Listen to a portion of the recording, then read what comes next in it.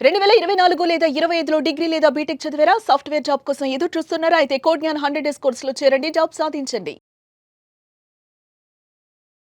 నమస్కారం సార్. నమస్తే అండి.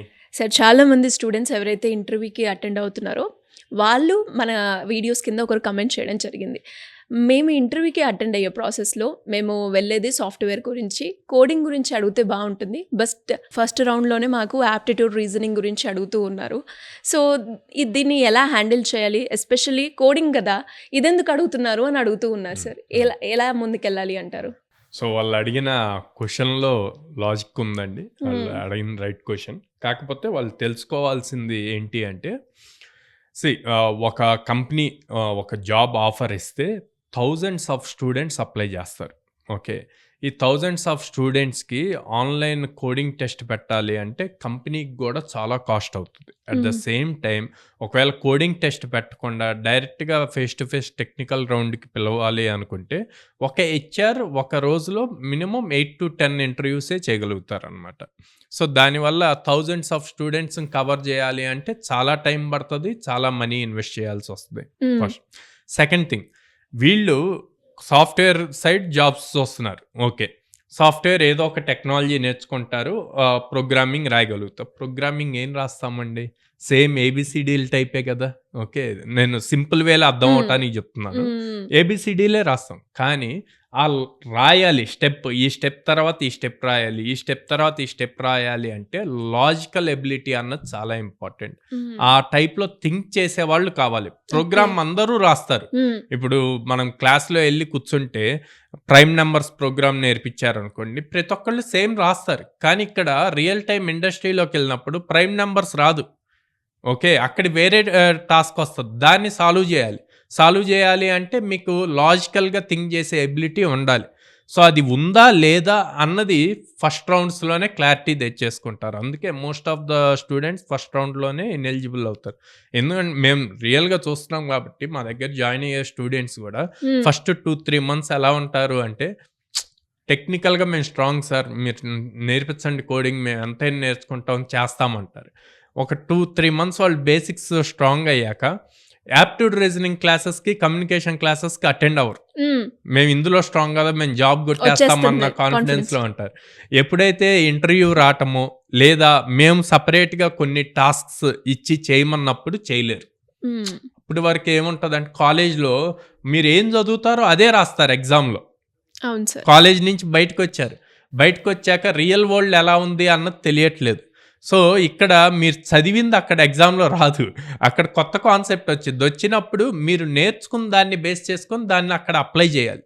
సో, అది major important. So, students think చేయాల్సింది ఏందంటే, ప్రోగ్రామింగ్ లాంగ్వేజ్ ఈజీగా నేర్చుకోవచ్చు. కానీ ఆ ప్రోగ్రామింగ్ లాంగ్వేజ్‌ని అప్లై చేయాలి అంటే లాజికల్‌గా ఎంత బాగా థింక్ చేయగలం అన్నది ఇంపార్టెంట్. ఎందుకో చెప్తున్నాను.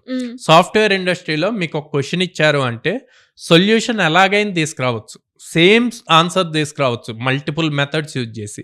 కానీ అల్టిమేట్‌గా బెస్ట్ సొల్యూషన్ ఎవరిది అని చూస్తారు అంటే, వాళ్ళు రాసిన లాజిక్ ఎంత తక్కువ టైంలో ఎగ్జిక్యూట్ అవుతది, ఎంత తక్కువ మెమరీ, ర్యామ్ తీసుకుంటది అన్నవి చెక్ చేసి వాళ్ళకి బెస్ట్ ఇస్తారనమాట.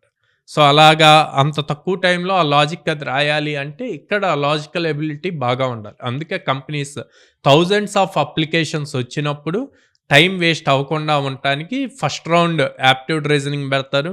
Second round group discussion, communication skills పెడతారు. ఎందుకంటే కమ్యూనికేషన్ స్కిల్స్ రేపు సెలెక్ట్ అయ్యి టీంలోకెళ్ళాక టీం అందరితో కమ్యూనికేట్ అవ్వాలి. తిను చేసే వర్క్ తను ప్రాపర్‌గా ఎక్స్‌ప్రెస్ చేయలేకపోతే అప్పుడు యూజ్ ఉండదు కదా! సో, అందుకని ఈ 2 రౌండ్స్‌లోనే maximum member of students, especially మన సౌత్ ఇండియా వాళ్ళైతే మాత్రం అక్కడే ఎలిమినేట్ అయిపోతారు. సో, అందుకే కోడ్ జ్ఞాన్ స్పెసిఫిక్‌గా ఈ రెండిటి మీద ఎక్కువ రెగ్యులర్ టెక్నాలజీతో పాటు ఈ స్కిల్ సెట్ మీద కూడా ఫోకస్ చేస్తుంది. ప్రోగ్రామ్ ఎలా ఉంటుంది సార్? కోర్స్ డ్యూరేషన్ ఇక్కడ సో, కోడ్ జ్ఞాన్‌లో? మనకి 100 డేస్ ప్రోగ్రామ్ ఉంటదండి. ఎవ్రీ డే 4.5 అవర్స్ సెషన్ ఉంటది. 3 అవర్స్ వచ్చేసి టెక్నికల్ ఉంటది. 1.5 అవర్ వచ్చేసి ఇట్లా aptitude reasoning, communication skills, soft skills మీద ఉంటదన్నమాట. మళ్ళీ 2 అవర్స్ ప్రాక్టీస్ సెషన్ ఉంటది. అంటే ఒక స్టూడెంట్ మార్నింగ్ 9కి వస్తే ఈవినింగ్ 4:30 దాకా, లైక్ కాలేజ్ లాగే మన దగ్గర 6.5 అవర్స్ ఉంటారు. ఆ తర్వాత ఈవినింగ్ మళ్ళీ హాఫ్ అన్ అవర్ ఎగ్జామ్ ఉంటదన్నమాట. Monday to Saturday same procedure. Saturday practice సెషన్లో రిటర్న్ టెస్ట్ ఉంటుంది. వైట్ పేపర్ ఇచ్చి ఆ పేపర్ మీద క్వశ్చన్స్ ఇచ్చి ఆ క్వశ్చన్స్ని రాయమంటారు, సాల్వ్ చేయమంటారు. అండ్ దెన్ సండే రోజు మాక్ ఇంటర్వ్యూ ఉంటుంది.